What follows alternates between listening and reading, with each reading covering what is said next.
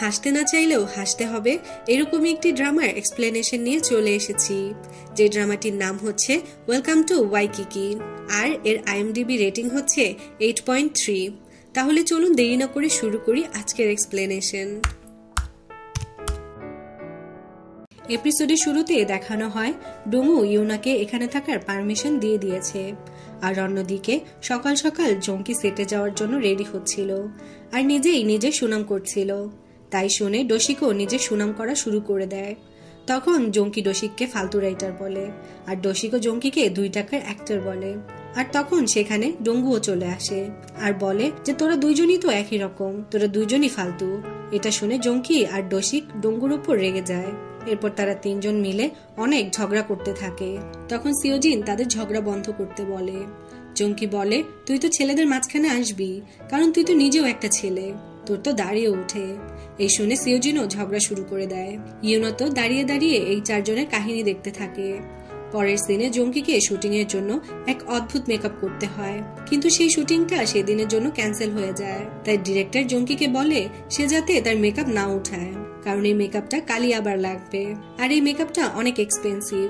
এরপর জঙ্কি বাড়িতে যাওয়ার সময় সে কোনো বাসেই সিট পাচ্ছিল না, এমনকি তাকে বাসে উঠতেও দেওয়া হচ্ছিল না।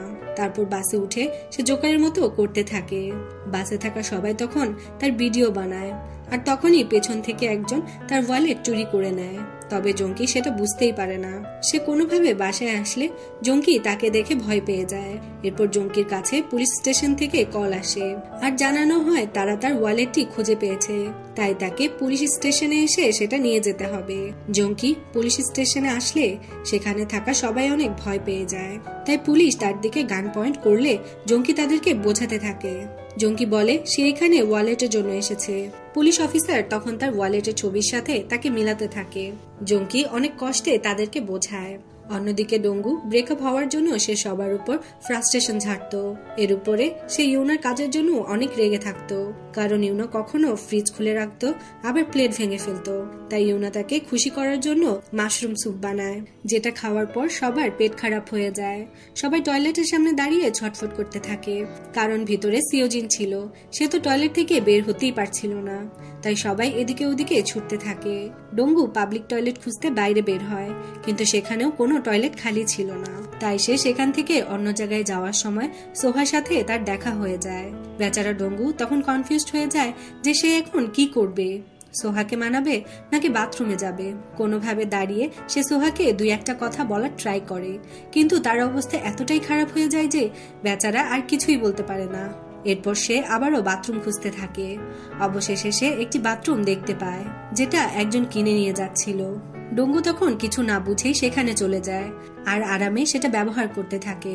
এরপর ওনার যখন জানতে পারে যে ডঙ্গু তার বাথরুমটি ইউজ করেছে, তখন সে বাথরুমটি ডঙ্গুকেই দিয়ে দেয়। ডঙ্গু সেটা বাসায় আনলে সবাই তাকে এটা আনার কারণ জিজ্ঞেস করে। ডঙ্গু লজ্জায় সত্যিটা বলতে পারে না। সে বলে এমার্জেন্সিতে কাজে লাগবে, তাই সে এটা এনেছে। পরের সিনে দেখানো হয় সিওজিন লুকিয়ে শেভিং করছিল, আর ইউনা তখন তাকে দেখে ফেলে।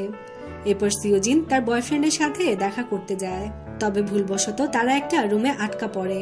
অনেকক্ষণ সেখানে থাকায় সোয়েটিং শুরু হয়ে যায়, যার ফলে সিওজিনের দাড়ি হালকা হালকা দেখা যাচ্ছিল।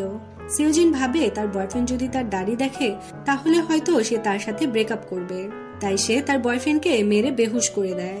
অন্যদিকে ডঙ্গু আর ইউনা শপিং এ আসে। তখন সোহার সাথে তাদের দেখা হয়ে যায়। সোহা তখন তার নিউ বয়ফ্রেন্ডের সাথে ডঙ্গুর পরিচয় করিয়ে দেয় আর বলে তার বয়ফ্রেন্ড একটি বড় থাই রেস্টুরেন্টের ওনার। এটা শুনে ডঙ্গুর অনেক জেলাস ফিল হয়। সে তখন ইউনাকে দেখিয়ে বলে এটা তার গার্লফ্রেন্ড, যে অনেক কিউট। ডঙ্গু বাসায় এসে এই বিষয়টা নিয়ে অনেক মন খারাপ করে থাকে। তাই জঙ্কি বলে তুমি ইউনাকে নিয়ে সোহার বয়ফ্রেন্ডের রেস্টুরেন্টে যাও আর এমনটা দেখাও যে তুমি ওর সাথে অনেক হ্যাপি। এটা দেখে যেন সোহার জেলাস হয়, তাতে ও তোমার লাইফে আবারও ফিরে আসতে পারে। জঙ্কির কথায় ডঙ্গু আর ইউনা গার্লফ্রেন্ড বয়ফ্রেন্ডের রিহার্সাল করে সে রেস্টুরেন্টে যায়, আর এই 2 জনের রোমান্টিক বিহেভিয়ার দেখে সোহা সত্যি সত্যি জেলাস ফিল করে। এরপর ডঙ্গু আর ইউনা বাসায় ফিরে আসে, তবে ইউনা তার পার্সটি সেই রেস্টুরেন্টেই ফেলে আসে। তাই সোহা আর তার বয়ফ্রেন্ড তাদের পিছন পিছন আসে পার্সটা দেওয়ার জন্য। সোহা ইউনার কোলে বেবিকে দেখে জিজ্ঞেস করে এই বেবিটা কার। ডঙ্গু তখন বলে এই বেবিটা জঙ্কির, ওর গার্লফ্রেন্ডের সাথে ওর ব্রেকআপ হওয়ায় বেবিটাকে এখানেই রেখে যায়। কিন্তু কিছুক্ষণ পরই সোহা দেখে ইউনা বেবিটাকে ব্রেস্ট ফিডিং করাচ্ছে। তাই সোহা জঙ্কিকে সব সত্যিটা বলতে বলে। জঙ্কিও ভয়ে ভয়ে সব সত্যিটা বলে দেয়। সোহা ডঙ্গুর কাছে গিয়ে তাকে একটা থাপ্পড় লাগায়। ডঙ্গু সোহার পিছন পিছন এসে তাকে বোঝাতে থাকে, কিন্তু সোহা কোনো কিছুতেই বুঝতে চায় না। ডঙ্গু বুঝে যায় তাদের রিলেশন আর ঠিক হবে না, তাই সে সোহার দুঃখে মদ খাওয়া শুরু করে। তবে ডঙ্গু একা না, সিওজিনকেও তার বয়ফ্রেন্ড দাড়ি সহ দেখায়, সেও কান্না করতে থাকে। দুই ভাই বোনকে কান্না করতে দেখে বাকি সবাই অনেক পেরেশানিতে পড়ে যায়। আর এপিসোড 2 এখানেই শেষ হয়ে যায়।